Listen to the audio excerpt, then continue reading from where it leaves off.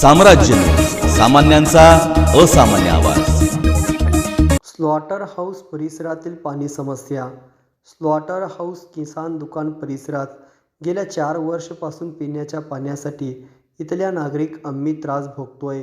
वारंवार अधिकाऱ्यांना परिस्थिती लक्षात आणून दिली असताना देखील झोन क्रमांक 8चे अधिकारी नेहमी उडवाउडवीचे वर्तन करत एक प्रकारे मानसिक त्रास देण्याचं काम करत आहेत। हे सर्व पाहता आज लास्टर हाऊस परिसरात नेहमीप्रमाणे पाणी न आल्याने स्थानिक नागरिक, लोकप्रतिनिधी हे सर्वजण जमाव करून झोन क्रमांक 8 विभागीय अधिकारी श्री सागर यांना पाणी संदर्भात आमच्या तक्रारी समजावून सांगितल्या। स्थानिक नागरिकांचे स्पष्ट आरोप आहे, हे अधिकारी आजूबाजूतील लोकप्रतिनिधी यांच्या दबावाला बळी पडून काम करत नाही, कारण शेजारी आजूबाजू 100 मीटरच्या परिसरात पाणी व्यवस्थित मिळतो आणि आम्हालाच पाण्यासाठी इतका संघर्ष करावा लागतो, असा प्रश्न स्थानिकांनी उपस्थित केला आहे। तसेच समस्या त्वरित नाही सुटल्यास झोन क्रमांक 8चे अधिकाऱ्यांना बडतर्फ करावे या मागणीसाठी जिल्हाधिकारी पूनम गेट जवळ ठिय्या आंदोलन करणार असल्याची माहिती दिली। हे झोन क्रमांक 8 याच्या आधी लांबकाने साहेब, काही 2-3 साहेब होते जे नामांकित होते, इथं अधिकारी म्हणून होते।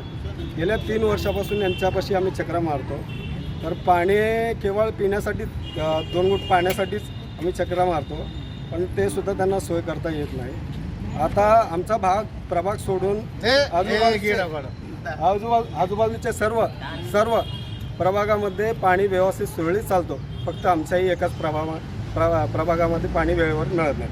आता राहिला विषय, हे अधिकाऱ्यांचा ज्यावेळेस आम्ही येतो त्यावेळेस उलट काही एक विषय सांगून इथून पाठवून देण्याचा कार्यक्रम नियोजित नेहमीप्रमाणे ठरलेला असतो। आजही त्याप्रमाणे त्यांनी एक ग्वाही दिली की आम्ही येऊन काम करतो म्हणून। मला नाही वाटत हे लोक काम करत असतील, कारण का या लोकांवरती कुठला तरी राजकीय व्यक्तींचं दबावतंत्र आहे, असं माझा स्पष्ट आरोप आहे।